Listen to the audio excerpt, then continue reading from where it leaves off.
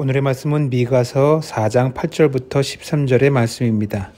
본문은 쫓겨난 이스라엘 백성들이 바벨론으로부터 귀환하게 될 것, 속량을 약속하시는 내용이에요. 오늘은 속량, 죗값을 대신 치르는 속량에 대해서 함께 나누도록 하겠습니다. 속량이라는 것은 조선시대 노비에게 대가를 받고 그들의 신분을 풀어주는, 그래서 양인이 되게 하는 제도를 말합니다. 한자로는 속죄할 속자에 어질 양자를 쓰지요. 값을 치러서 어진 상태로 만들었다라는 겁니다. 성경에서도 속량 제도를 발견할 수 있는데, 성경에서 발견하는 속량은 종, 노예에 의해서 풀어주는 것, 죄인을 풀어주는 것, 그리고 형제의 채무를 대신 갚는 것, 형제의 대를 이어주는 것이 다 속량입니다. 그래서 성경에서 속량으로 번역된 경우는 크게 두 가지가 있는데, 오늘 본문에서 사용되는 속량은 히브리어 파다입니다. 이건 구속한다, 구원한다, 이런 의미예요. 망망대해 태평양 한가운데에서 작은 고깃배, 통통배가 뒤집혔다고 생각해 보세요. 배는 이미 가라앉았고 겨우 나무 토막 하나 혹은 스티로폼 조각 하나 붙들고 버티고 있는데, 이런 사람이 살아날 방법은 한 가지입니다. 지나가는 배가 물에서 이렇게 꺼내주는 거예요. 끄집어내주는 겁니다. 이게 파다입니다. 파다. 자기 힘으로는 나올 수 없는 상황에서 건짐을 받는 거지요.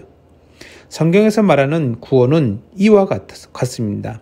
죄에서 구원 얻을 방법이 우리에게는 없어요.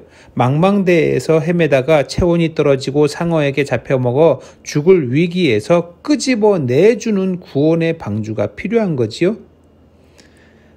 이것이 바로 파다입니다. 파다. 성경에서 속량을 말하는 또 한 가지가 있는데, 그것은 히브리어 가알입니다. 가알. 가알은 무르다, 물러주다 라는 뜻으로 채무를 대신 갚아주는 걸 말합니다. 이스라엘에는 채무를 대신 갚아주는 속량의 제도가 옛날부터 있었습니다. 형제가 친척이 가난하여 빚을 지다가 노예로 전락하는 경우에, 그런 경우에 이제 이런 걸 할 수 있었는데, 이 채무를 대신 갚아주는 거지요. 대신 값을 치러줌으로 자유롭게 해주는 거, 이것이 가알입니다. 오늘 본문에서 하나님은 이스라엘 백성들을 바벨론에서 구원하실 것이고 원수들의 손에서 속량하시겠다고 말하고 있어요. 여기서 사용된 속량은 가알입니다. 대신 값을 치른다는 거지요. 이스라엘 백성들이 바벨론의 포로 생활에서 귀환할 때에 이스라엘 백성들은 바벨론 왕에게 그 값을 치른 바가 아무것도 없습니다. 우리를 포로에서 놔주고 고향으로 돌아가게 해주는 대신에 금 10,000달란트, 50,000달란트 내겠습니다. 이런 얘기들이 없었어요. 누군가 나서서 이런 얘기를 하지도 않았고 값을 치르지도 않았습니다. 아무도 없어요. 그런데 성경에서는 가알의 속량을 말하고 있어요. 그러면 누가 대신 값을 치른 걸까요? 지금 이 얘기를 누가 하고 있는 거예요? 하나님이 하고 있습니다. 하나님은 하나님께서 그들을 위하여 값을 물으시고 귀환시킬 것을 약속하고 있는 거예요. 이 가알의 속량은 바벨론 포로였던 이스라엘 백성들뿐만이 아니라 죄의 노예, 죄의 포로로 살아가는 우리들에게도 해당되는 것입니다.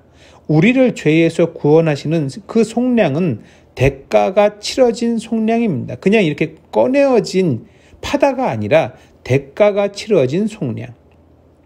누가 그 대가를 대신 치르셨습니까? 예수 그리스도.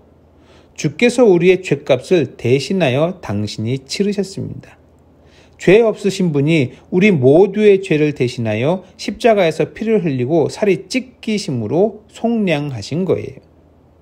그리스도인에게 있어서 나누고 베푸는 것이 바로 이 속량을 고백하는 것입니다. 날 위하여 주께서 죄값을 대신 치르신 가알을 고백하는 그것이 바로 섬김과 나눔이에요. 주께서 날 위하여 가알의 속량을 하셨으니 나 또한 이웃을 위하여 아주 작고 사소한 대가를 치름으로 주님의 가알을, 그 속량을 기억합니다 라는 거지요. 추운 겨울이 오고 있습니다. 오늘 파다와 가을의 속량을 한 번쯤 더 기억하고 이웃과 동료와 친구를 위해서 아주 작고 사소한 섬김과 나눔으로 그 가을을 기념해 보시길 바랍니다.